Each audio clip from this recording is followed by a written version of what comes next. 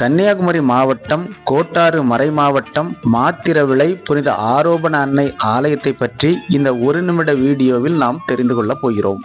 பட்டங்காடு என்று பழைய காலத்தில் அழைக்கப்பட்ட இந்த மாத்திரவிளையில் 1435ஆம் ஆண்டுக்கு முன்பாகவே ஒரு குருசடி அமைத்து சுற்றி விளக்கு தூண்கள் அமைத்து இறைவனை வழிபட்டு வந்தார்கள். 1485இல் ஓலை குடிசை ஆலயமும் 1555இல் கற்சுவர் ஆலயமும் இந்த ஊரில் இருந்ததாக வரலாறு கூறுகிறது. தேவசகாயம் பிள்ளையை மனம் மாற்றிய போர்ப்படை தளபதியான டிலனாய் தான் வைத்திருந்த மாதா சுரூபத்தை இந்த ஆலயத்திற்கென்று வழங்கினார். நாம் பார்த்து கொண்டிருக்கும் இந்த அழகிய ஆலயம் 1984ஆம் ஆண்டு டிசம்பர் மாதம் 30ஆம் தேதி அர்ச்சிக்கப்பட்டது. இந்த ஆலய திருவிழா ஆண்டுதோறும் ஆகஸ்ட் 6ஆம் தேதி கொடியேற்றத்துடன் தொடங்கி ஆகஸ்ட் 15ஆம் தேதி வெகு சிறப்பாக கொண்டாடப்படுகிறது.